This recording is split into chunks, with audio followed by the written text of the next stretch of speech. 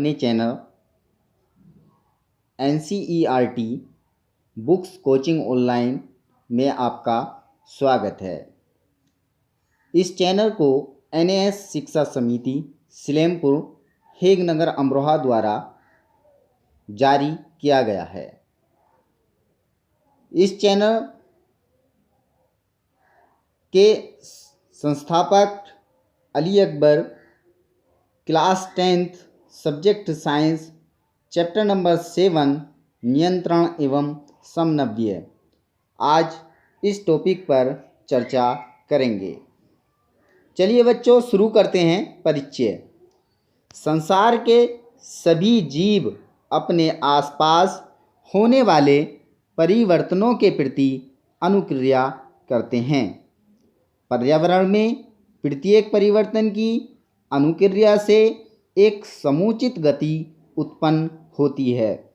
कोई भी गति उस घटना पर निर्भर करती है। जैसे हम गर्म वस्तु को छूते हैं तो हमारा हाथ जलने लगता है और हम तुरंत इसके प्रति अनुक्रिया करते हैं। होता क्या है, जब हम किसी चीज़ जैसे कि गर्म वस्तु को छूते हैं तो अचानक से हम अपने हाथ को या अपने किसी भी अंग को उस जगह से तुरंत हटा लेते हैं। इसी क्रिया को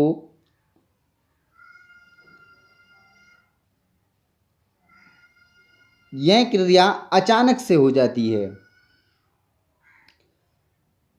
तो अचानक से होने वाली क्रिया नियंत्रण एवं समन्वय के अंतर्गत आती है। चलिए आगे हम नए टॉपिक पर बात करते हैं। जंतुओं में नियंत्रण एवं समन्वय।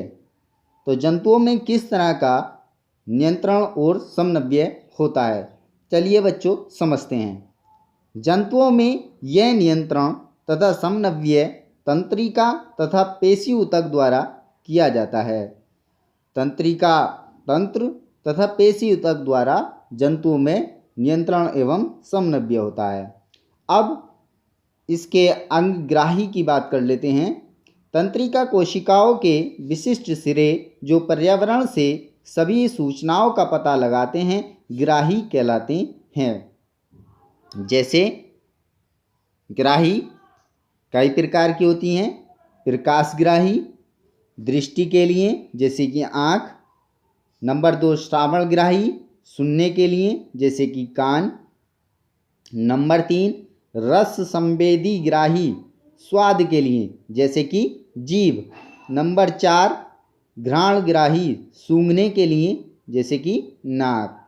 नंबर 5 स्पर्शग्राही ऊष्मा को महसूस करने के लिए त्वचा। ये सभी ग्राही हमारी ज्ञानेंद्रियों में होती हैं।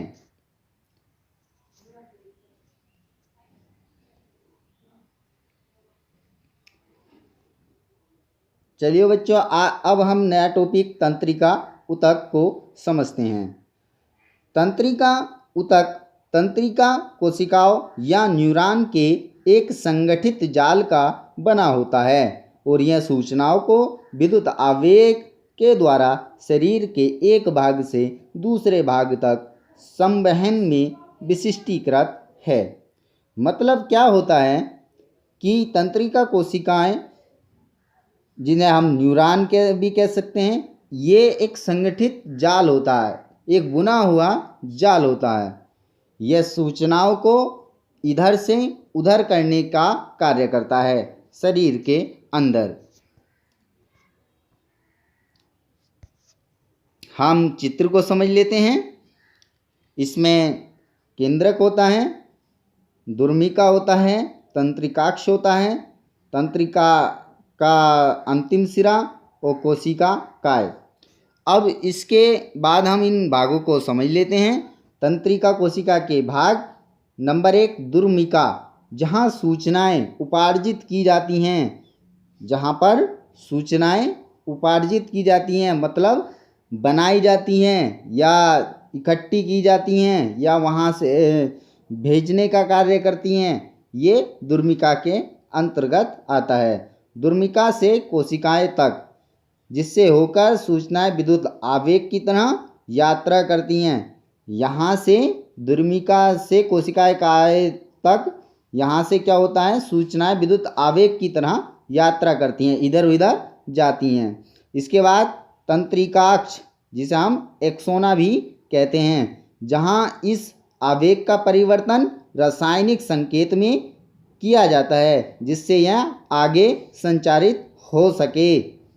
इसके बाद सिनेप्स, जिसे हम सिनेप्टिक दरार भी कहते हैं, दो तंत्रिका कोशिकाओं के बीच में एक रिक्त स्थान पाया जाता है, इसे सिनेप्स या सिनेप्टिक दरार कहते हैं। इसके बाद अगला हमारा टॉपिक प्रतिवर्ती क्रिया, very very important board exam के हिसाब से। चलिए बच्चों समझते हैं इसको। किसी उद्दीपन के प्रति मस्तिष्क के हस्तक्षेप के बिना अचानक अनुक्रिया प्रतिवर्ती क्रिया कहलाती है। ये क्रियाएं स्वतः होने वाली क्रियाएं हैं जो जीव की इच्छा के बिना ही होती हैं।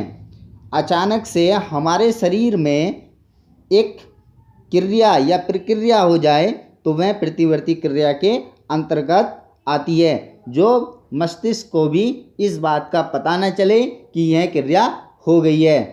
जैसे कि हमारी आँख के सामने से किसी मक्खी या कीड़े का आ जाना और अचानक से हमारी आँख के अंदर चला जाना, या आँख का बिछ जाना, कीड़े के आने का आभास हो और आते ही हमारी उसके आने से पहले ही हमारी आँख के पलक का बिछ जाना, यह क्रियाएं प्रतिवर्ती क्रियाएं के अंतर्गत आती हैं। चलिए कुछ उदाहरण देख लेते हैं। नंबर 1, किसी गर्म वस्तु को छूने से जलने पर तुरंत हाथ हटा लेना, ये भी क्या है, प्रतिवर्ती क्रिया का एक उदाहरण है।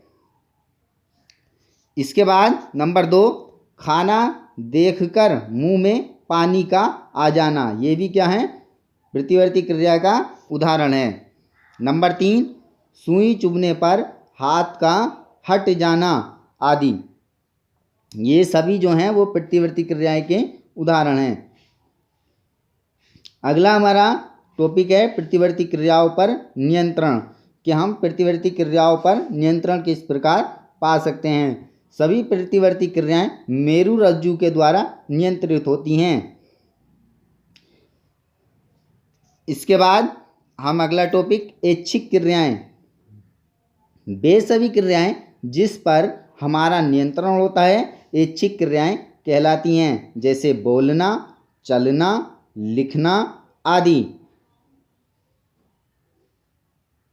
ऐच्छिक क्रियाओं पर नियंत्रण, तो ऐच्छिक क्रियाएं हमारी इच्छा और सोचने से होती है, इसलिए इसका नियंत्रण हमारे सोचने वाला भाग अग्र मस्तिष्क के द्वारा होता है।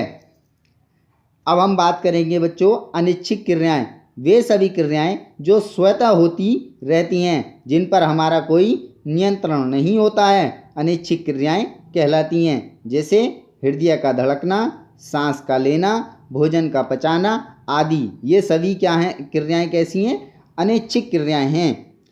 चलिए इसके बाद हम बात करते हैं नई टॉपिक प्रत्यवर्ती चाप। प्रत्यवर्ती क्रियाओं के आगम संकेतों का पता लगाने और निर्गम क्रियाओं के करने के लिए संवेदी तंत्रिका कोशिका और प्रेरित तंत्रिका कोशिका मेरुरज्जु के साथ मिलकर एक पथ का निर्माण करते हैं। एक पथ मतलब एक रास्ते का निर्माण करते हैं, जिसे प्रत्यवर्ती चाप कहते हैं। यहाँ पर आप देखेंगे प्रत्यवर्ती चाप का डायग्राम, मस्तिष्क के लिए संदेश भेजने का कार्य यहाँ पर एरो के चिन्ह द्वारा आप देख सकते हैं। मेरुरज्जु यहाँ पर आप एरो के चिन्ह द्वारा देख सकते हैं, और प्रतिसारण तंत्रिका कोशिका, प्रेरक तंत्रिका कोशिका, संवेदी तंत्रिका कोशिका, ग्राही जो ऊष्मा या दर्द त्वचा में ग्राही, हम मान लीजिए यहाँ पर हमने क्या किया है, एक गर्म पानी या ऊष्मा को हमने अपने हाथ से छुआ है और कुछ वक्त के लिए इसको रख दिया है, तो हमारे अंदर की जो पेशियां हैं वो क्या होने लगी हैं, गर्म होने लगी हैं, जिससे क्या हुआ, यह एक अनुक्रिया हुई जिसे हम प्रतिवर्ती चाप के द्वारा कह सकते हैं। तो इससे क्या है, ये हमारे मस्तिष्क तक संदेश को भेज देता है कि हमने जो है कोई ना कोई गर्म वस्तु छुई है। तो आज के लिए बच्चों इतना ही, अगली वीडियो में फिर मिलते हैं। जब तक के लिए आज के लिए बच्चों इतना ही, अगली वीडियो में फिर मिलते हैं। जब तक के लिए हमारी अगली वीडियो, आज के लिए बस इतना ही, अगली वीडियो में फिर मिलते हैं।